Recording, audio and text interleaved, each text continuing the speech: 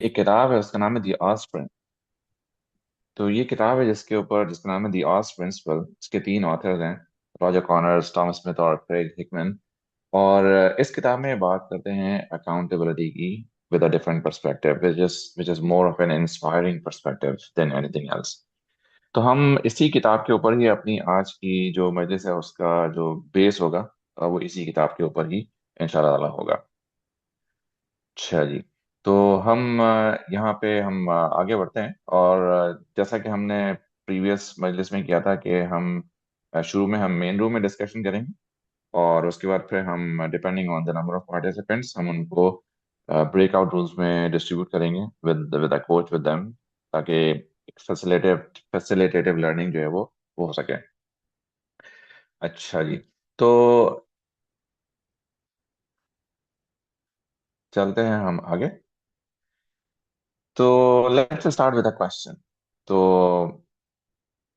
अ, जब कभी कुछ कुछ घर में कुछ गड़बड़ हो जाती है, समथिंग गोज रॉन्ग, कुछ भी हो सकता है ना, मतलब खाना लेट हो गया, कहीं बाहर जाना हो लेट हो गया, स्कूल जाने में तैयारी में लेट हो गया, या कोई चीज अरेंज करनी थी वो नहीं हुई, दावत की तैयारी में कोई चीज रह गई, तो व्हाट डू यू यूजुअली से फर्स्ट, यानी आप पहली पहली बात क्या निकलती है अ, आपके आपकी जुबान से, आपके जहन में क्या आता है? तो आप चाहें तो चैट पे टाइप कर सकते हैं, या इसको कर लेते हैं one, it's not my fault and how can I help fix this. Number two. So one या टू आप चैट में रिस्पॉन्ड कर सकते हैं, वन या टू, या माइक खोल के भी बात कर सकते हैं, इट्स फाइन।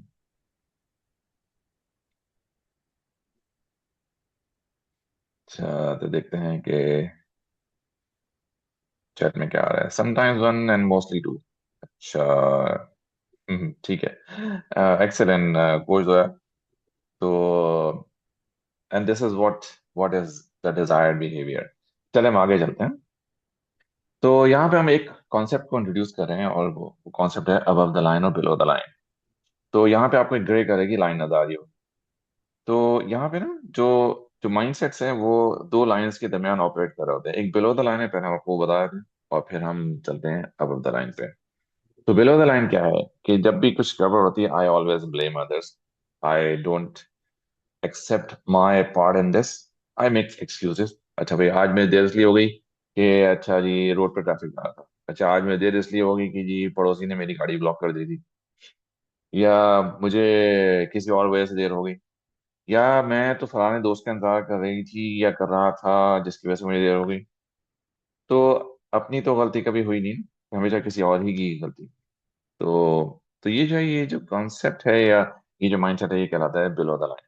अच्छा, what is above the line? Above the line का मतलब है कि आई rise above the circumstances and make a conscious choice, क्या मुझे करना क्या है। तो ये जो है अबव द लाइन रिस्पॉन्स कहलाता है, और यही बुनियाद होगा हमारी आज की पूरी प्रेजेंटेशन का। तो अबव द लाइन क्या होता है? क्या है? टेक रिस्पॉन्सिबिलिटी, कि मेरा भी कुछ इसमें कुछ लेना देना होगा ना, and I look for solutions. तो मैं आपको यहाँ पे एक स्टोरी सुनाता हूँ। तो ये बात है 2018 या 2019 की। तो एक कपल की मैं एक कोचिंग करने का मुझे इत्तेफाक हुआ था, जिसमें उनके कुछ ताल्लुकात जो है वो आपस में कुछ अच्छे नहीं थे। तो जो साहिब खाना से मैंने एक दफा पूछा कि आप ये बताइए कि ये जो पूरी जो सिचुएशन है इसमें स्टेक होल्डर्स कौन लोग हैं। तो उन्होंने कहा मैं और मेरी वाइफ है स्टेक होल्डर्स। तो मैंने उनसे पूछा कि ये जो सिचुएशन जो अब इस हद तक पहुंच गई है, तो इसमें उन दो स्टेक होल्डर्स में से किसकी जिम्मेदारी कितनी है? 50-50 है, आगे पीछे है, क्या है? तो उन्होंने कहा कि 90 खातून खाना की और सिर्फ 10 मेरी है। ठीक है, अब मुझे ये बताएं कि जब उनका ये रिस्पॉन्स था, और ये रियल स्टोरी है, उनका ये रिस्पॉन्स था, तो मुझे ये बताएं कि वो which where he was operating from, below the line और अबव द लाइन, जब उन्होंने कहा कि 10% मेरा और 90% जो है खातून खाना है।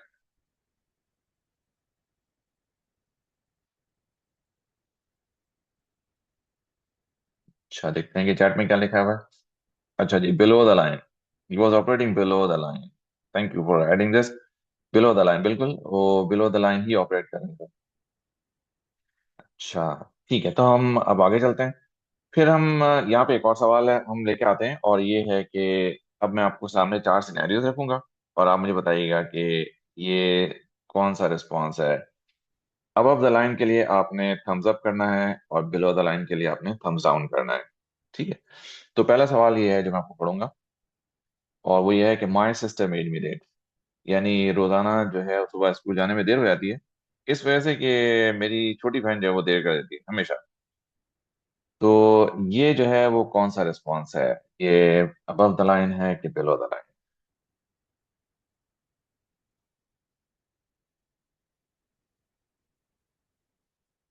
अबव द लाइन या बिलो द लाइन के ख्याल में? तो let's see what the chat says. Below the line, ठीक है। अगर आप चाहें तो उसको थम्स अप थम्स डाउन भी कर सकते हैं। चले हम चलते हैं दूसरे सवाल पर। दूसरा सवाल क्या है? दूसरा सवाल ये है कि I forgot to set my alarm, I do better. तो ये जो दूसरा सवाल है, सवाल नंबर टू जो है, ये कौन सा रिस्पॉन्स है, ये it is below the line या it is above the line? अब now we are talking about question number two, हाँ। ओके, ठीक है। तो अच्छा, जो कुछ रिस्पॉन्स है ना मिक्स हो रहा है, कुछ देर से आ रहे हैं, तो इसलिए पता नहीं चल रहा है कि किस क्वेश्चन का कौन सा रिस्पॉन्स है, बट नेवरदलेस। तो निगत फातिमा साहिबा, आपका ख्याल है कि ये अबव द लाइन है? Yes, I do better because I take the responsibility. Yes, it is above the line response. अच्छा जी, थर्ड क्वेश्चन पे आते हैं, हाँ। तो अब आप कोई प्रीवियस रिस्पॉन्स ना टाइप करें, थर्ड क्वेश्चन की बात करें हम। It's not fair, why do I always have to clean. हर दफा किचन मुझे ही साफ करना पड़ता है, हर दफा बर्तन मुझे ही धोने पड़ते हैं, हर दफा गाड़ी मुझे साफ करनी पड़ती है, कॉरिडोर गंदा रहता है तो मुझे साफ करना पड़ता है, किसी को कुछ नजर ही नहीं आता। तो ये जो है, ये कौन सा रिस्पॉन्स है ये is it above the line और बिलो द लाइन? तो देखते हैं कि चैट में क्या आ रहा है। तो ये बिलो द लाइन है, ठीक है। अमाना साहिबा, बिलो द लाइन, ठीक है। अच्छा, अब आते हैं क्वेश्चन फोर की तरफ। ठीक है, अभी आप रिस्पॉन्स अभी ना टाइप करें, क्वेश्चन फोर मुझे पढ़ने दें। How can be split the chores more Fairlie? तो ये जो है, अबव द लाइन रिस्पॉन्स है या बिलो द लाइन रिस्पॉन्स है? Okay, above the line. Thank you so much for adding your response here, above the line. Yes, it is above the line. How can we split? किसी को भी आप dialogue पे लेकर आ रहे हैं, एक म्यूचुअल अंडरस्टैंडिंग पे लेकर आए हैं, तो it is above the line. अच्छा जी, तो चले हम आगे चलते हैं। तो हम देखते हैं कि यहाँ पे अकाउंटेबिलिटी के चार स्टेप्स होते हैं। अकाउंटेबिलिटी को डेवलप करना और उसको नर्चर करना फर्दर, हम उन चार स्टेप्स का एक एक करके जायजा लेंगे, और देखेंगे कि कहाँ कहाँ पे कौन से स्टेप्स ऐसे हैं, सॉरी, कौन से क्वेश्चंस ऐसे हैं ईच स्टेप पे, जो कि हमें अपने अंदर झांकने की दावत देते हैं। तो चलिए पहले स्टेप की तरफ चलते हैं। तो पहला स्टेप है सी इट। सी इट का मतलब है कि what really happened, the way it is, not the way that we want to see it. No, the way it is, what happened.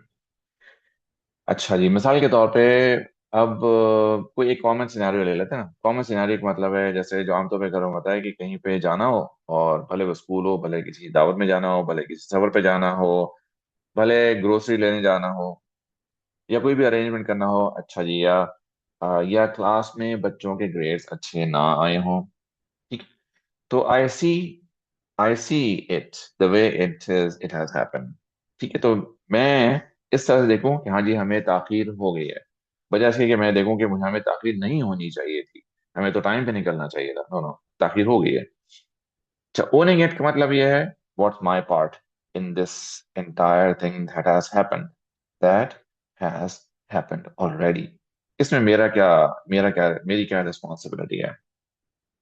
Solving it का मतलब यह है कि इसके क्या पॉसिबल सॉल्यूशंस हो सकते हैं, और डूइंग इट का मतलब ये है कि उन पॉसिबल सॉल्यूशंस में से कोई एक सॉल्यूशन को इम्प्लीमेंट करके देखा जाए कि विल दैट वर्क, और इफ इट डजंट वर्क, क्या सॉल्यूशन टू को इम्प्लीमेंट किया जा सकता है, and so on so fourth.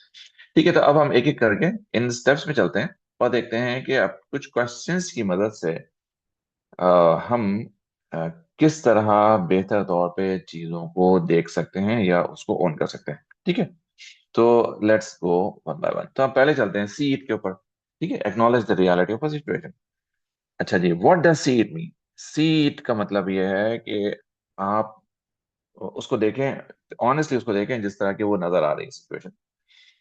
तो ask yourself these questions, और what are the questions, कि जी what actually happened, just the facts, अपनी जजमेंट नहीं डालने हैं इसके अंदर, just the facts। ठीक है, मिसाल के तौर पे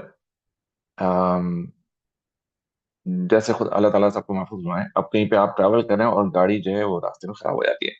ठीक है, अब अगर गाड़ी रास्ते में खराब हो जाती है तो अब हो सकता है कि वार्निंग लाइट लाइट उसमें अंदर आई हो पहले गाड़ी के डैशबोर्ड में, before it finally broke down on the middle of nowhere on the highway, हो सकता है। बट व्हाट एक्चुअली हैपन, अब क्या हो गया ना, अब हो गया है कि गाड़ी खराब हो गई, गाड़ी रुक गई है रास्ते में बीच हाईवे। अब this is what has happened, तो ये फैक्ट है कि गाड़ी रुक गई। अच्छा जी, ठीक है, am I ignoring any part of the truth here, see it का मतलब ये है, am I making any assumptions और guessing।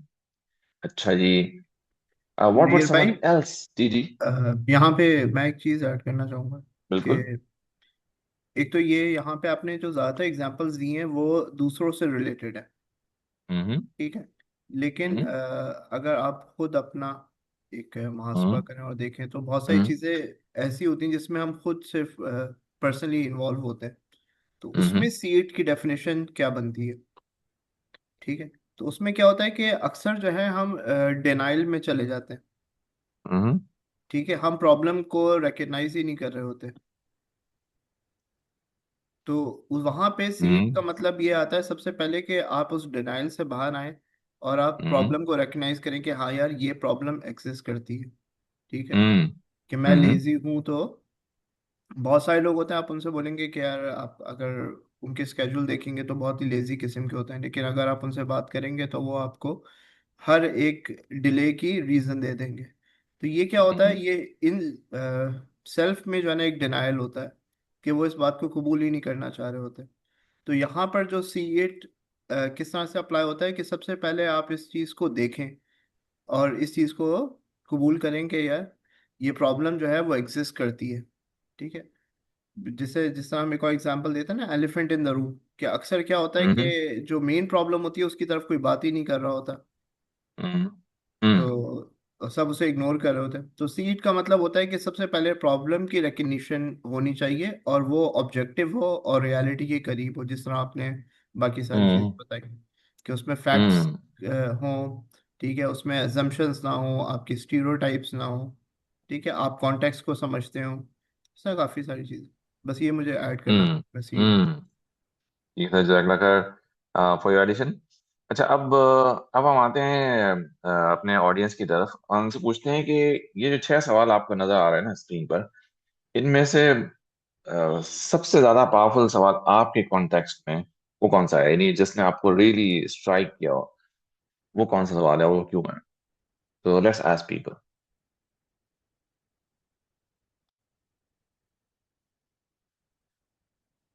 क्वेश्चन 4, अच्छा जी, तो क्वेश्चन 4 ये वाला question 4, am I making assumptions और गेसिंग। अच्छा, ठीक है, तो ये वाला क्वेश्चन आपके लिए कुछ जो है आपके लिए इम्पोर्टेंट है, तो यहाँ पे क्यों आपके लिए इम्पोर्टेंट है, क्या हम पूछ सकते हैं?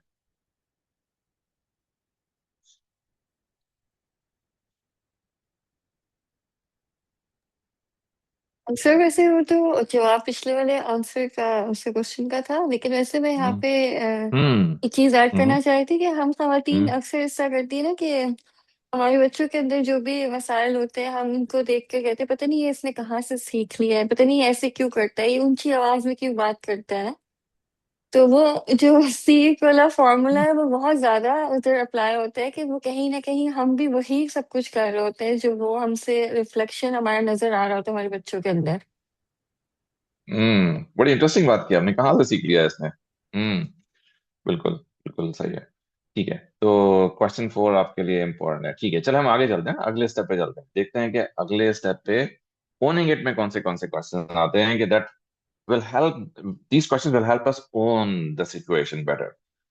अच्छा जी, तो ओनिंग इट का मतलब ये कि टेकिंग पर्सनल रिस्पॉन्सिबिलिटी, कि मेरा क्या दोष है इसके अंदर, मेरी क्या रिस्पॉन्सिबिलिटी है। तो मैं सवाल पढ़ता हूँ कि what is my part in this situation, what could I have done differently. और मैं आपको छोटी सी एक यहाँ पे एक एग्जांपल देता हूँ।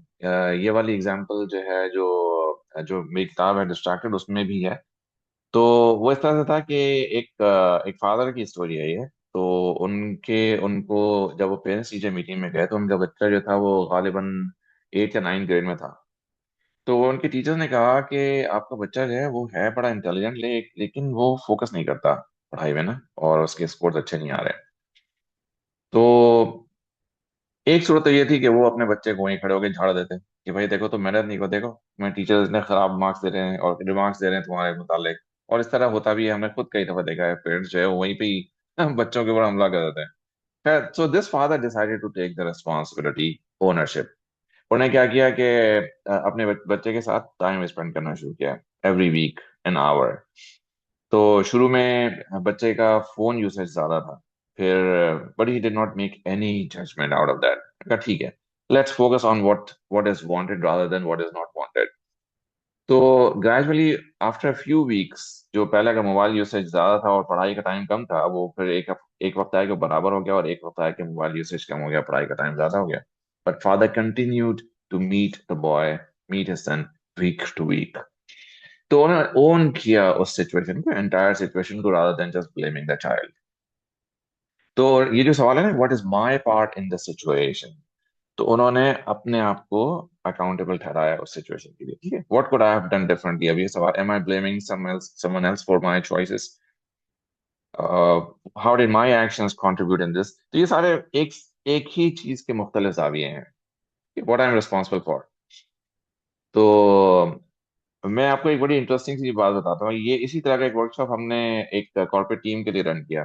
तो ये इंटरनल ऑडिट की टीम थी एक कंपनी में। तो जब ये वाली सिचुएशन उनके सामने आई ना, तो और वो एक दूसरे को देखने लगे मुस्कुरा के। तो मैंने उनसे पूछा तो उन्होंने बताया कि हमने इस स्लाइड को देख के हमने ये ओन किया है, हमने ये महसूस किया है कि हमारी ओनरशिप में कमी थी पिछले ऑडिट में। तो हमने टीम के साथ, हमने एक फाइनेंस की टीम थी जिसके साथ जिनका हमने ऑडिट किया था, और हमने उनको कुछ ऑब्जर्वेशन दी कि आपने ठीक करना है, लेकिन उन्होंने वक्त पे काम नहीं किया। तो मैंने कहा कि अच्छा, तो आप क्या कर सकते थे, ये जो सवाल है ना यहाँ पे कि what I could have done differently. तो उन्होंने कहा कि हमें क्या करना चाहिए था कि rather than just throwing the garbage on them कि आपने ये नहीं किया और आपको ये करना चाहिए था, वगैरह वगैरह वगैरह, हमें रिस्पॉन्सिबिलिटी लेनी चाहिए। कौन करे, इंटरनल ऑडिट वाले करे। हमें रिस्पॉन्सिबिलिटी लेनी चाहिए थी कि हम फाइनेंस के साथ बैठते और उनको बताते कि आपके आने वाले ऑडिट में हम इन इन चीजों की बात करेंगे और आपको इस तरह से प्रिपेयर करना होगा। ये तो हमने किया ही नहीं, और हमने डायरेक्टली उनके ऊपर हमला किया ऑडिट के जरिए से, और उनको ब्लेम किया कि आपने ये काम पूरा नहीं किया। ठीक है। तो देखिए, सिर्फ इतनी सी चीज से जो ऑडिट वाले हैं, उन्होंने they they felt they had a responsibility, तो उसको उन्होंने ओन किया। अच्छा जी, तो चलो चले हम आगे चलते हैं। अब ये देखते हैं कि थर्ड स्टेप पे सॉल्विंग इट में कौन से क्वेश्चंस ऐसे हैं कि जिन क्वेश्चंस की बुनियाद पे हम उनको बेहतर तौर पे सॉल्व कर सकते हैं। अच्छा जी, तो क्रिएटिव सोल्यूशन देखते हैं कि कहाँ कहाँ से निकलते हैं। सॉल्विंग इट का क्या मतलब ये है कि आप मल्टीपल सॉल्यूशन जनरेट कर सकते हैं, एक नहीं multiple solutions. What are all my options इस ऐसी सिचुएशन में, जो भी सिचुएशन इस वक्त हो गई है। अच्छा भाई, अगर ताखीर हो गई है तो क्या मेरे पास ऑप्शन है कि मैं चीखने चिल्लाने के अलावा और भी कुछ कर सकता हूँ या कर सकती हूँ। इस वक्त के लिहाज से हम कैसे आगे प्रोग्रेस कर सकते हैं, कौन इस वक्त मदद कर सकता है, रादर देन, मिसाल के तौर पे आपके पास, जैसे एक कॉमन सिनेरियो ना कि भाई आप घर में दावत है और मिसाल के तौर पे आपने मीठा बनाना और दूध शॉर्ट हो गया, दूध कम पड़ गया। अब क्या क्या हो सकता है। अब कोई चीज कमी बेशी हो गई तो क्या, can someone run to the grocery and get the stuff, या नून से मंगाया जा सकता है या किस तरह से मंगाया जा सकता है, so that we can continue our our preparation for the dawat. अच्छा जी, तो what small steps can I take right now.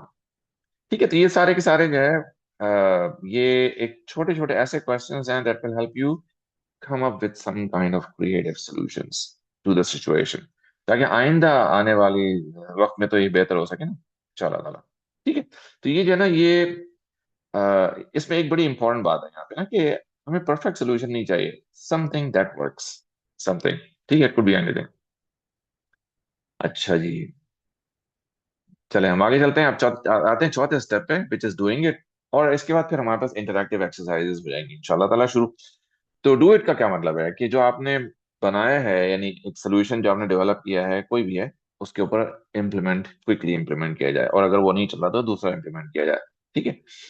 अब यहाँ पे देखते हैं कि कौन से क्वेश्चन हैं, और मुझे बताइएगा कि कौन सा क्वेश्चन आपको ज्यादा पावरफुल लगता है। What specific actions will I take today? So when exactly will I do that? Will I do this, or how will I know I have succeeded? मुझे पता कैसे चलेगा कि मैंने मेरे सक्सेस की क्या मार्कर्स हैं, सक्सेस के इंडिकेटर्स क्या हैं।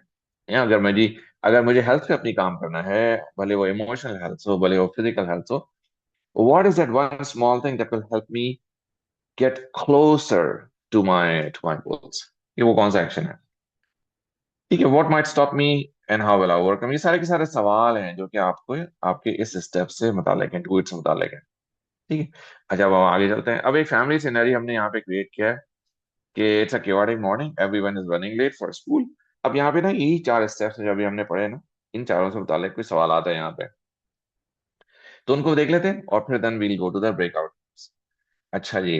तो सीइंग इट का क्या मतलब है कि what is causing the delay? Did we wake up late, cannot find things, और what is the real thing happening there? Owning it का मतलब है कि did I prepare my bag previous night, मैंने तैयारी करके रख ली थी। तो मुझे किसी ने मुझे बताया, मैं एक्चुअली एक वर्कशॉप अटेंड कर रहा हूँ आजकल, विच इज अगेन ऑन तरबिया। तो उन्होंने कहा कि देखें, जिस तरह से हम मीटिंग्स के लिए या इंटरव्यूज के लिए तैयारी करते हैं ना, जैसे मिसाल के तौर पर कल इंटरव्यू, आपका जॉब इंटरव्यू, तो you start preparing a day before. अच्छा भाई, सवाल कौन से इंटरव्यू में, मुझे कपड़े कौन से पहन के जाने हैं इंटरव्यू में, हर चीज रेडी रखते हैं ना। इसी तरह से आपको नमाज की भी तैयारी रखनी पड़ती है कि अच्छा जी, आपके नमाज के जाने के लिए कपड़े तैयार हैं, आपके पास एक इनफ बफर है कि आप मस्जिद पहुंच जाए टाइम पे, अकामत शुरू होने से पहले, वगैरह वगैरह। ठीक है। तो यानी आपने अपनी प्रेपरेशन की है कि नहीं की है, या आपने जो है कह दिया कि जी इमाम साहब आज 2 मिनट जल्दी खड़े हो गए नमाज के लिए। ठीक है। Did I prepare my self? ठीक है। आपको पता है कि कितने मिनट का रास्ता है अपने घर से मस्जिद का, मैं एग्जाम्पल के तौर पर दूं। अच्छा जी। Solving it, what can we do tonight to make mornings smoother? और each person picks one thing to prepare the night before. ठीक है। अच्छा जी, तो अब ये था फैमिली सिनेरियो। चले अब हम आगे चलते हैं। तो यहाँ पे हम क्या करेंगे कि एक चैलेंज को आप देख लें, इसमें से कौन सा चैलेंज आपने पिक करना है, फिर हम लोगों को ब्रेकआउट रूम्स में डिस्ट्रीब्यूट करेंगे। और अगर आप चाहें तो मोबाइल से इसकी तस्वीर खींच सकते हैं, ताकि आपके पास सिनेरियो हो। और एक बात का ध्यान रखें कि अभी तो रिकॉर्डिंग हो रही है, लेकिन ब्रेकआउट रूम्स में जब लोग डिस्ट्रीब्यूट हो जाते हैं तो उस वक्त रिकॉर्डिंग नहीं होती है, ऑटोमेटिकली रिकॉर्डिंग ऑफ हो जाती है। ठीक है। तो मेक श्योर कि आपकी लर्निंग जो है वो नोटेड हो, ब्रेकआउट रूम्स में आपके सवाल या जो भी आपका डिस्कशन हो ना, किसी तरह से ऐसे फॉर्म में मौजूद हो कि जिसको आप बाद में शेयर कर सकें दूसरे लोगों से। ठीक है। तो यहाँ पे अब ये देख लें कि ये 6 सिचुएशन है, इनमें से कोई भी सिचुएशन आप पिक कर लें जो कि आपने वहाँ पे डिस्कस करनी हो अपने ब्रेकआउट रूम में, और उनको आपने क्या करना होगा, इन सिचुएशंस को 4 स्टेप्स के जरिए से, जो कि हमने अभी पढ़े, see it, own it, solve it, do it, सॉसड, SOSD। तो इसके जरिए से आपने उसको रिजॉल्व करना होगा कि आप सोल्यूशन की तरफ जाएंगे और उसको किस तरह से इम्प्लीमेंट करेंगे। ठीक है। तो हम चलते हैं आगे। तो हम ब्रेकआउट रूम्स में, गिव मी अ सेकंड, मैं उसको ब्रेकआउट रूम्स को प्रिपेयर कर लेता हूँ। और अगर इस दौरान में किसी का कोई क्वेश्चन है तो please feel free to raise your questions.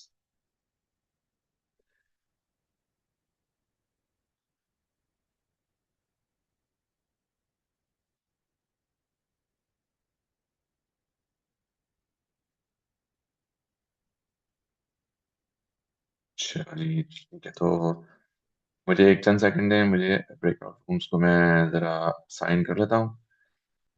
तो मैं कोशिश ये करूँगा कि मैं लोगों को, कम से कम एक कोच जो है वो आपके ब्रेकआउट रूम्स में हों, और पार्टिसिपेंट्स कम हों, कि कम से कम उनको कुछ ना कुछ आपस में डिस्कशन का मौका मिल सके। अच्छा, alright, so give me a second here.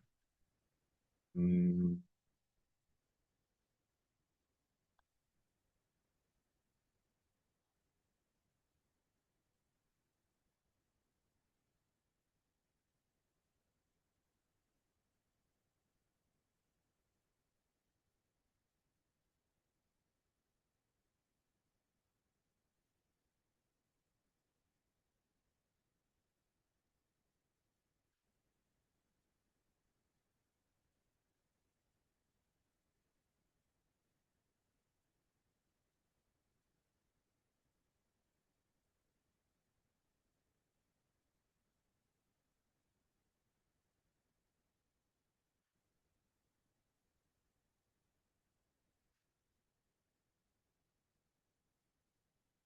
अच्छा ये ठीक है।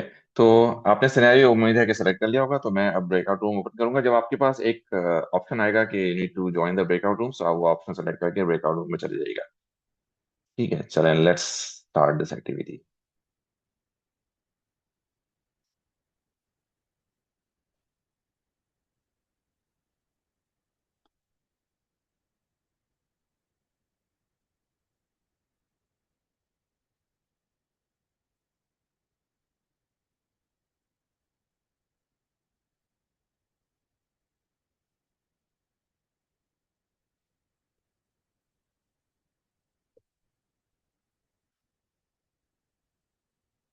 अच्छा जी, तो welcome back to the main room. तो कैसी रही एक्सरसाइज आप लोगों की, and what was insightful, what was the learning, anything that you may like to describe? It's very good exercise. Hmm. Self reflection रहा एक तरह का इसके ऊपर। And hmm. It's good exercise. लेकिन हम्म। एक जो हमें चैलेंज आया कि हम्म। बात यह है कि आपका ये जो टॉपिक है आज का वो है रेजिंग अकाउंटेबल चिल्ड्रन। हम्म। तो ये आप कौन से बच्चों की बात कर रहे हैं, क्योंकि बच्चे हमारे टीनेजर भी बच्चे हैं। तो मिर्जा साहब ने भी यही सवाल उठाया कि भाई आप जो ग्रोन अप बच्चे हैं उनके लिए क्या वो है। तो मैंने कहा ये नैयर साहब ही इस पे ज्यादा अच्छा रिफ्लेक्शन हमें दे सकेंगे। Hmm. Excellent question, I sincerely appreciate that you raise this question. अच्छा देखिए क्या होता है कि जो सेंस ऑफ रिस्पॉन्सिबिलिटी है ना, ये कंटेजियस होता है। और जब हम अपनी पार्ट पे रिस्पॉन्सिबिलिटी लेते हैं, या अकाउंटेबल अपने आप को ठहराते हैं, we do something above the line, not continue to stay below the line. This is where the change starts happening. हम बहुत सारी वक्त में दूसरों से एक्सपेक्ट कर रहे होते हैं, लेकिन हम खुद नहीं करते हैं। तो वहां पे मैं आपको थोड़ी और मैं एग्जांपल्स भी देता हूँ ना आपको, इससे एग्जांपल समझाता हूँ। तो वहां पे फिर चेंज होना शुरू होता है। तो सबसे पहले जो है ना, इसमें जो बात इंपॉर्टेंट है वो यहाँ पे ये है कि सबसे पहले हमारे पास इस बात की क्लैरिटी हो कि रिस्पॉन्सिबल बच्चों की पिक्चर क्या है, यानी what do you want to see in them, ये वो उसकी क्लैरिटी हो। यानी क्या रिस्पॉन्सिबिलिटी ये है कि बच्चे अपना कमरा साफ के लिए करें, या रिस्पॉन्सिबिलिटी ये है कि बच्चे अपना स्क्रीन टाइम को लिमिट करें और अपने होमवर्क पे फोकस करें या पढ़ाई पे फोकस करें, या रिस्पॉन्सिबिलिटी ये है कि आप अम, अ, बच्चे जो है आपके साथ किचन में काम करें, यानी what exactly you want them to do, इसकी क्लैरिटी होनी चाहिए। ठीक है, यानी आप एज ए पेरेंट, आपके दिमाग में, आपके जहन में इस बात की क्लैरिटी होनी चाहिए कि what do you want to see happening. उसके बाद फिर आते हैं स्टेप्स। ठीक, मैं आपको छोटी सी स्टोरी सुनाता हूँ। तो ये जिस कपल की मैंने थोड़ी देर पहले बात की थी, उनके घर में तीन बच्चे थे, तीन लड़के थे और एक बेटी भी थी उनकी। तो वो उनका एक मेजर शिकायत ये थी कि हमारा बच्चा रिस्पॉन्सिबल नहीं है। तो मैंने उसे कहा कि आप कैसे पता चलेगा आपको कि आपका बच्चा रिस्पॉन्सिबल हो गया है? तो सोचने लगी खातून। तो अभी ये दोनों दोनों हस्बैंड वाइफ मेरे साथ कॉल पे थे उस वक्त। तो फिर कहने लगी कि अच्छा, जो मेरा बच्चा है वो 15 साल का जो है, वो अगर मस्जिद जाते हुए अपनी चाबी लेके चला जाए और नीचे से लॉक कर जाए, मेरे पास दूसरी चाबी होती है। तो ऊपर का घर है हमारा, तो मुझे कोई खौफ नहीं होगा कि घर दरवाजा लॉक है। तो वो लेके नहीं जाता, मैं कितनी दफा उसको बोल चुकी हूँ, वो चाबी लेके नहीं जाता। तो मैंने उसे कहा कि अच्छा, आप ये बताएं कि आप कौन सा छोटा सा ऐसा कोई काम कर सकती हैं कि जिससे उसको चाबी ले जाने में आसानी हो जाए। तो फिर सोच लेंगे, फिर कहने लगी अच्छा मैं ऐसा करती हूँ। पहले तो उन्होंने कहा मुझे नहीं पता। मैंने कहा नहीं नहीं, आप थोड़ा सोच के बताएं ना। तो यहाँ पे मैं ना सब लोगों से ये गुजारिश करूंगा कि थोड़ा सा सोचें किसी भी मामले में, थोड़ा सा सोच के फिर आप रिस्पॉन्ड करें। खैर उन खातून ने सोच के रिस्पॉन्ड किया कि मैं ऐसा करती हूँ कि दरवाजे के पास एक हुक लगा देती हूँ, वहां पे चाबी लटका दूंगी, जब बच्चे को जाना होगा चाबी ले जाएगा। Now see this, initially she was operating below the line, लेकिन मेरा बच्चा रिस्पॉन्सिबल नहीं है, ठीक है। लेकिन then she started operating above the line by thinking अच्छा मैं चाबी वहां पे हुक लगा के चाबी लटका देती हूँ, right. So this is how it है। और इस तरह से वो रिस्पॉन्सिबिलिटी आप देखें कि उन्होंने सारी जिम्मेदारी बच्चे के ऊपर नहीं थोपी, खुद एक्शन लिया ना अपने ऊपर। तो इसी तरह से हम पेरेंट्स को अगर अपने बच्चों को रिस्पॉन्सिबल देखना है, तो we need to start the story from our our selves, our own selves. हमने कौन सा एक्शन हमारी तरफ से ऐसा होगा कि जिससे बच्चों में एक सेंस ऑफ रिस्पॉन्सिबिलिटी क्रिएट होगा। Excuse me। तो आप कोई भी एक इस तरह का कोई भी एक सिनेरियो डेवलप करके देखें और उनको उन्हीं 4 स्टेप्स से गुजारें, तो आपको इंशाल्लाह वहां पे सोल्यूशन मिल जाएगा। जब सोल्यूशन मिल जाएगा उसको आप इम्प्लीमेंट करेंगे and things will start moving इंशाल्लाह। ठीक है, तो ये एक छोटी सी यहाँ पे एक एक्सरसाइज थी हमने की थी। अगर किसी का सवाल हो तो आप बिला बिला तकल्लुफ पूछ सकते हैं। मैंने क्योंकि 5 मिनट देर से ज्वाइन किया था, इसलिए मुझे ये जो आपके 4 लाइक प्रिंसिपल्स हैं, इसको अगर हम्म। आप थोड़ा सा एक्सप्लेन करते हैं बहुत इजीली। हम्म। हाँ, मैं कर सकता हूँ। तो गिव मी अ सेकेंड। मैं अभी आपको, let me just share my screen again, और मैं आपको वो वाली चीजें भी एक्सप्लेन कर देता हूँ इंशाल्लाह। ये जो 4 क्वेश्चन है, सबसे पहले तो मैं आपको ये बात दोबारा बताना चाहूंगा यहाँ पे कि ये जो पूरा जो प्रेजेंटेशन है, ये जिस बुक के ऊपर बनी हुई है उसका नाम है द ऑस्ट प्रिंसिपल। और ये बुक अकाउंटेबिलिटी के ऊपर बात करती है, और इसकी पूरी जो हमारी जो थीम है ना उसी के ऊपर है। तो ये सवाल जो मैं दोबारा से बता देता हूँ, शेयर कर लेता हूँ। वो इस सवाल जो है वो ये है। ये सवाल है, 4 steps to stay above the line. See it, own it, solve it and do it. यानी what really happened? सिचुएशन क्या है जो हो गया वो। अब मिसाल के तौर पे एक सिचुएशन ये है कि जैसे हम्म, अ, जैसे मैं एग्जांपल दे रहा हूँ। ये एग्जांपल मेरी ही नहीं है, लेकिन एक ऐसी सिचुएशन है जो कि मैंने खुद देखी है, और जिसमें आई हैड सम डिस्कशंस। अच्छा जी, तो उसमें अ, बल्कि कोचिंग की सिचुएशन ले लेते हैं। कोचिंग का एक सिनेरियो मैं आपके सामने प्रेजेंट करता हूँ। ये बात है 2020 की, तकरीबन 5 साल, ऑलमोस्ट लाइक 6 साल पुरानी बात है ये। तो एक फादर ने अप्रोच किया। उन्होंने कहा कि मेरा बच्चा जो है वो नमाजें नहीं पढ़ता, और घर वालों से अच्छी लैंग्वेज में नहीं बात करता, हमारे साथ खाना नहीं खाता, 8-8 घंटे वीडियो गेम्स खेलता रहता है, वगैरह वगैरह वगैरह। अब ये सारे जो है ना, बहुत सारी शिकायतें थी उनकी जब वो फादर आए अपने बच्चे को साथ लेके। तो ये दिसंबर 2019 की बात है ये, और कोविड से जरा सा पहले।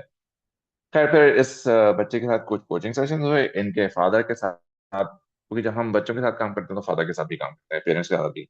तो इनके फादर के साथ भी हर 2 सेशन बच्चे के साथ, तो फादर के साथ एक सेशन, फिर एक सेशन मदर के साथ फोन पे। तो इस तरह से ये it continue for like more than 6 months. तो ऑलमोस्ट 6 मंथ्स। तो हुआ यूं कि पता यूं चला कि जो बच्चे के जो जो सारा जो बैड बिहेवियर था बच्चे का, वो प्राइमरली इस वजह से था कि एक तो फादर के बच्चे से रिलेशनशिप अच्छा नहीं था। तो बच्चे से मैंने पूछा कि how do you rate the relationship between you and your dad. तो उसने कहा कि आई रेट इट 4 आउट ऑफ 10। तो मैंने कहा क्यों? कहने लगे कि मेरे फादर बहुत बिजी है, मैं उनके साथ ज्यादा वक्त गुजारता नहीं, उनको देखता नहीं। अब नाउ सी दिस, कि रिस्पॉन्सिबिलिटी बच्चे में क्रिएट करनी थी। Right, this how the father brought the child. बच्चे की उम्र 15 साल थी, तकरीबन 9 ग्रेड का बच्चा था, माशाल्लाह। बहुत ही रिस्पेक्टफुल और बहुत ही तमीजदार प्यार सा बच्चा था। खैर, तो अब फादर एक तो टाइम नहीं गुजार रहे थे उसके साथ। फिर फादर ने रियलाइज किया, then he started spending some time. फिर दूसरा मसला क्या था उस बच्चे के साथ, कि father wanted him to take up a profession that the father liked, not what the child like, and he was pushing. उन्होंने कहा कि मुझे पता है कि बच्चा अगर ये जो करना चाह रहा है ना, ये आगे जाके फेल होगा, और इसको अल्टीमेटली उसी तरफ आना होगा जिसको मैं बता रहा हूँ अभी आने के लिए। And he was actually trying to convince the child, और उसको वो सब्जेक्ट्स नहीं लेने दे रहे, क्योंकि 9th ग्रेड में फिर सब्जेक्ट्स आप लेने लगते हैं ना अपने पसंद के। फादर वाज इंसिस्टेंट कि नहीं जी, इसको इस तरफ जाना चाहिए, और बच्चा जो है वो डिफरेंट सब्जेक्ट्स पढ़ना चाह रहा था, and there was a tussle, and the child started misbehaving. अच्छा जी, अब फादर को ये बात समझ में नहीं आ रही थी। जब बच्चे से इंटरेक्शन शुरू हुई, तो मैं आपको लॉन्ग स्टोरी शॉर्ट आपको बताता हूँ। तो जब मुझे ये समझ में आई, तो मैंने दोनों पेरेंट्स को एक मीटिंग में इनवाइट किया, और उनको जूम मीटिंग में, और मैंने उनके सामने 2 सिनेरियो रखे। मैंने कहा एक सिनेरियो ये है कि आपका बच्चा वो कर ले जो आप चाहते हैं अभी, ठीक है, एंड और जो जो इस वक्त जो डिफरेंस आपके और आपके बच्चे के दरमियान है ना, ये फर्दर बढ़ता जाएगा, जो कि नजर आ रहा है। हो सकता है बच्चा वो इंजीनियर, डॉक्टर या अकाउंटेंट, जो भी आप उसको बनाना चाहते हो वो बन जाएगा, लेकिन probably you lose your child the way things are happening, कि बच्चा दूर हटता जा रहा है आपसे। दूसरी सूरत ये कि आप बच्चे को वो करने दें जो वो करना चाहता है, और हो सकता है कि वो आगे जाके फेल हो जाए। और फेल होके उसी तरह वापस आए जो कि आप उसको करवाना चाहते हैं, और वो अल्टीमेटली वही करने लगे जो आप उसको करवाना चाहते हैं। ठीक है, लेकिन कम से कम इस सूरत में आप बताएं कि क्या होगा। तो ultimately they understood the fact कि अगर वो बच्चे को उसमें सपोर्ट करें जो वो करना चाहता है, तो हो सकता है कि बच्चा वो ही माइट फ्लाई, और हो सकता है he might fail and then he will come back, but at least he will have the comfort and the confidence कि उसके पेरेंट्स उसके लिए सपोर्टिव थे। और अल्हम्दुलिल्लाह उनको ये बात समझ में आ गई। बच्चे को उन्होंने अलाउ कर दिया, अच्छा तुम्हें जो सब्जेक्ट लेने हैं अपनी पसंद के, वो तुम वो सब्जेक्ट ले लो। वो अल्हम्दुलिल्लाह चीजें जब वो बेहतरी की तमाना शुरू हो गई, उसकी नमाजें भी शुरू हो गई, वो घर वालों के साथ खाना भी खाने लगा, जो सारा मसला था वो खत्म हो गया। अब देखिए इस पूरे सिनेरियो में, ये मैं आपको रियल सिचुएशन बता रहा हूँ। तो इस पूरे सिनेरियो में जो जो जो चाइल्ड का जो बच्चा जो था, उसका जो इररिस्पॉन्सिव या इररिस्पॉन्सिबल बिहेवियर था, वो सारा का सारा पेरेंट्स किस क्या कह सकते हो उसको, उनके उनके हुदूद में था, या उनके कंट्रोल में था, या उनके लिए मैनेजेबल था। they started changing their side, and they started actually they started working on themselves, and they saw the effect in their child। ठीक है। तो इसके मल्टीपल सिनेरियोज हम आपको बता सकते हैं, यानी अल्हम्दुलिल्लाह stories, real life coaching stories हैं जो कि that we can share with you. So coming back to the point, वापस 9 मिनट रह गए, तकरीबन हमारा कंटेंट ऑलमोस्ट लाइक पूरा हो गया है। लेकिन देखें, एक बात थोड़ी आपको इम्पोर्टेंट बताता हूँ कि वॉइस इंटरैक्शन जो है ना इन मजालिस में बहुत जरूरी है। तो उस्मा साहब, अगर आप ये सवाल नहीं पूछती ना, तो हो सकता है कि मैं आपको ये स्टोरी सुना ही नहीं सकता था, मेरे जहन में आई ही उस वक्त जब आपने सवाल पूछा है। तो इस वजह से ना हम आप जो ये मजालिस मजलिस से जो होती है हमारी मजालिस, हम लोगों को एनकरेज करते हैं कि वो सवाल पूछें, माइक खोल के बात करें, so that the actual participation and the interaction takes place, ताकि पता चले ना लोग हैं ना इस मजलिस में। भले वो 4-5 ही लोग हों या 50 लोग हों, जितने भी हों, लेकिन लोग हों। अच्छा जी, तो ओन अब ये जो सर, सिचुएशन मैंने आपको बताई, सॉरी, हाँ बताइए। अ, मुझे यही जो आपने बीच में सवाल पूछा ना कि कैसे पता चलेगा कि बच्चा रिस्पॉन्सिबल हो गया है, तो एक 9 इयर्स की बच्ची से हमें क्या चाहिए कि मतलब मैं ये पूछना चाह रही हूँ कि माइलस्टोन्स क्या होते हैं। छोटे बच्चों के तो हमें पता चल जाता है कि इस साल में चलते हैं, इस साल में बोलते हैं। एक 9 इयर्स की बच्ची से कितना रिस्पॉन्सिबल होना हमें एक्सपेक्ट करना चाहिए, उसके हाइजीन के हवाले से, उसकी रूम क्लीनिंग के हवाले से, उसके होमवर्क्स के हवाले से, या स्क्रीन टाइम, या नमाजें, एवरीथिंग। अच्छा सवाल है। तो क्या आपकी जो जो बच्चा है बच्ची है, उससे इसके बारे में डिस्कशन हुआ है क्या? अच्छा, कि एक अ, अच्छा, इस पे मैं एक छोटा सा मैं टेंजेंट ले रहा हूँ यहाँ पे। तो हमारा ना एक कोर्स शुरू होने वाला है, जो गालिबन 23 जनवरी से सैटरडेज को होगा, 4 सैटरडेज पे हो रहा है वो।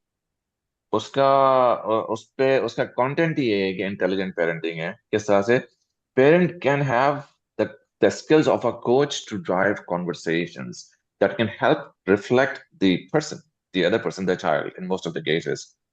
तो तो अब जैसे ये सिचुएशन आपने डिस्क्राइब की है ना, ये is a very typical case for this kind of conversation जो हम अपने आने वाले कोर्स में कराएंगे इंशाल्लाह। तो तो उसमें क्या होगा, एक डायलॉग में ना बहुत सारी सिचुएशन क्लियर हो जाती है। फिर आप क्या करते हैं कि एक अकाउंटेबिलिटी का एक एक सिस्टम इम्प्लीमेंट करते हैं। ठीक है, मिसाल के तौर पे जिसमें आप कुछ मार्कर सेट करते हैं कि this and this and this needs to have, अगर ये नहीं होगा तो क्या होगा, और अगर होगा तो क्या होगा। ठीक है, तो बहुत सारी चीजें उसमें आप रख सकते हैं। जो सबसे बड़ी इंपॉर्टेंट बात है ना, वो बच्चों के साथ वो ये कि the parent need to whoever, the mother or the father, parent need to be respectful, needs to be respectful with the child। बच्चे की जो जो जिसको कहते हैं ना आप, उसकी अम, उसकी इमोशनल सेफ्टी के लिए होता क्या है, सेल्फ गलती स्टीम, गलती सेल्फ सेल्फ एस्टीम, स्टीम का। वहां पे हर्ट ना हो, सेल्फ एस्टीम हर्ट ना हो। ठीक है, तो अब हम चलते हैं तो अपने डिस्कशन की तरफ वापस, वरना की तो चलता जाएगा ना। तो let me just quickly go through the slides again. तो ये 4 स्टेप्स हैं। ओनिंग इट, सॉल्विंग इट का मतलब है कि मल्टीपल सिचुएशंस के, सॉरी, मल्टीपल सॉल्यूशंस आप ड्राइव करें उनमें से, फिर उनको इम्प्लीमेंट करना शुरू करें। ठीक है, तो this is what we discussed. अब मैं एक और भी आपको सिनेरियो सुनाता हूँ। तो एक फैमिली है कि जिसमें तकरीबन उनकी एक एक बच्ची की तो उनकी शादी हो गई माशाल्लाह, कि उनके पास तीन बेटे हैं। तो अब तीन बेटों में से दो जो हैं वो बड़े हैं, और जो एक जो है वो छोटा, वो I think is still in this may be 8 और 9 ग्रेड का होगा शायद। तो अब जो बड़े बेटे हैं ना वो कमाते नहीं है, और वो रहते हैं अपने वालिद के साथ, और सारा का सारा लोड जो है ना वो वालिद के पास है ना। अपेरेंटली जो है ना वो, अब वालिद की शिकायत होती है कि मेरे बच्चे काम नहीं करते हैं, ठीक है, but she needs to look back and see के क्या उन्होंने अपने बच्चों को ट्रेन किया है पहले। अच्छा, अगर ट्रेन नहीं किया है अगर, तो what can be done now, ठीक है, so that he can manage his finances properly. मैं आपको मुख्तलिफ सिचुएशन इधर से उधर से मैं आपको बता रहा हूँ कि to help create a context, understand the context. चलो हम आगे चलते हैं, we have only 4 minutes to go. तो हम आखिरी स्लाइड पे आ जाते हैं कि आवर फैमिली प्रॉमिस कि this week I will stay above the line by. तो इसमें से एक कोई प्रॉमिस आप चुन लें और उसको इम्प्लीमेंट करें, not many changes, one rabbit at time. Multiple rabbit भागते हो कमरे में तो एक को पकड़े पहले, ठीक है। I will say sorry when I am wrong for instance, या I will admit my mistakes, अगर मैंने कोई गलती की होगी। I will ask how can I help you, how can I help manage the situation? I won't blame my siblings. Whatever, I'll clean up without being asked. Something that makes you move above the line rather than below the line. अच्छा, ठीक है। तो यहाँ पे इसकी आप तस्वीर ले लें, ताकि आपको ना ये अबव द लाइन और बिलो द लाइन के रिस्पॉन्सेज भी पता हो और इनके क्वेश्चन भी पता हो, ठीक है। तो विद दिस हमारा कंटेंट जो है वो कवर हो गया है। अच्छा, हमारे पास 3 मिनट है, तो हम उसमें कुछ सवाल भी ले सकते हैं, लेकिन I would invite coach Zoya का एक वर्कशॉप है खवातीन का, रेजिलियंस के ऊपर, with sisters only, workshop tomorrow. तो कोच जोया, क्या आप एक चंद सेकंड में या 1 मिनट में अपना क्विक इंट्रोडक्शन दे सकती हैं? Yeah, I'm Coach Zoya and I am associate with मुमकिन। मैं जो हूँ कल इंशाल्लाह दोपहर में 3 बजे जो है वो एक बहुत ही इंटरेस्टिंग टॉपिक पे जो है वर्कशॉप डिलीवर कर रही हूँ, जिसका नाम है डेवलपिंग रेजिलियंस इन वुमेन। तो ये 3 बजे कहाँ के इंशाल्लाह कोच जोया? 3 बजे कहाँ, सऊदी टाइम, पाकिस्तानी सऊदीया टाइम? टाइम, सऊदीया टाइम, ऑलराइट, ऑलराइट, 3 बजे सऊदी टाइम, ऑलराइट, ठीक है। सऊदीया टाइम 3 बजे और पाकिस्तान के 5 बजे इंशाल्लाह। तो ठीक है। आप लोग ज़रूर शिरकत करें और अपने फ्रेंड्स एंड फैमिली में भी शेयर करें, और इंशाल्लाह फिर कल इस बहुत ही इंटरेस्टिंग टॉपिक पे बात करते हैं। अच्छा, तो मुझे बताएं थोड़ा सा रेजिलियंस क्या चीज़ है जिसके ऊपर कल हम बात करने वाली है? रेजिलियंस जो है बेसिकली अगर आपकी ज़िंदगी में किसी भी तरह की डिफ़िकल्टी है या कोई भी प्रॉब्लम आपने फेस किया है, उसको देखते हुए कैसे आप अपनी ज़िंदगी में बेहतर एक माइंडसेट के साथ जो है वो चैलेंजेस को फेस करते हुए आगे की तरफ बढ़ते जाएँ। तो हम्म। ख़वातीन अक्सर जो है वो एकदम से उसमें डिनायल में चली जाती हैं, या मेरे साथ ही ऐसा क्यों हो रहा है और ये कितना प्रोलॉन्ग करेगा। तो इस नुक्ते पे भी हम बात करेंगे कि माइंडसेट कितना इम्पोर्टेंट है रेज़िलियंस के साथ। तो इंशाल्लाह हम्म। कल मिलते हैं 3 बजे सऊदी टाइम पे। तो ठीक है, इंशाल्लाह ताला। Thank you so much coach for the introduction. अच्छा जी, अ, मुझसे जहीर कुछ लोग बुक साहब, का नाम पूछ रहे इस हैं। हम्म। हाँ नहीं, बुक का हम्म। नाम तो शायद किसी ने लिख दिया। द थिंग इज दैट्स के क्या इसका पीडीएफ मिल जाता है बुक का? बुक का पीडीएफ मेरे ख्याल है मिल जाना चाहिए। मैंने ट्राई तो नहीं किया, लेकिन बुक है मेरे पास। मैं आपको बुक दिखाता हूँ कैसी लग रही है बुक। ये है बुक, ये देखें, ये बुक है द ऑज प्रिंसिपल, ये बुक है। एक्चुअली इन ऑथर की कई बुक्स हैं, एक ये भी है। इसका नाम है the change the culture change the game, ये एक और बुक है। तो ये बुक्स आपको मिल जाएंगी, अमेजोन से मिल जाएंगी, पीडीएफ हो सकता है आपको, I am pretty sure PDF में आपको मिल जाएगा। बुक्स बेस्ट सेलर बुक्स हैं, तो इंशाल्लाह आपको प्रॉब्लम नहीं होना चाहिए। The interesting part is specially in this book, ये जो द ऑर्स प्रिंसिपल जो बुक है ना, इसमें जो है ना कुछ क्वेश्चंस भी हैं और कुछ स्टेप्स भी हैं। जैसे मिसाल के तो आपको यहाँ पे शायद मेरा मेरा कैमरा ब्लर हो रहा है, खैर है। जी जी जी। एक मिनट, अ, एक मिनट देखा।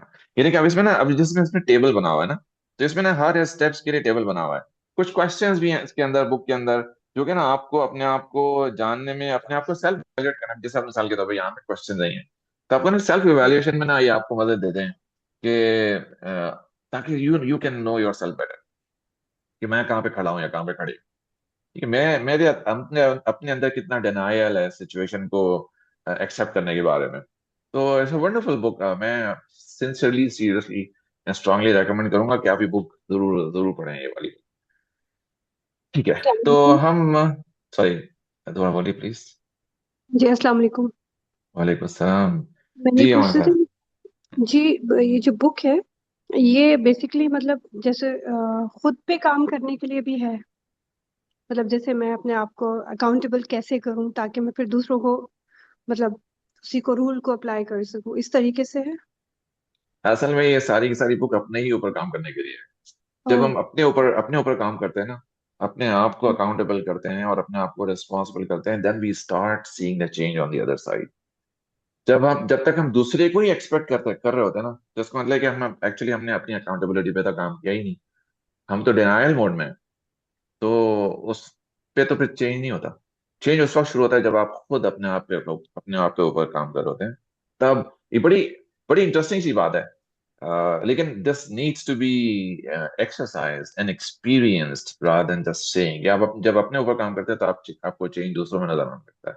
दोबारा कहता हूँ, काम अपने ऊपर करते हैं, चेंज दूसरों में नजर आने लगता है। ठीक है, आप इसके ऊपर तजुर्बा करके देखें, इंशाल्लाह ताला you will find it valid state इंशाल्लाह ताला।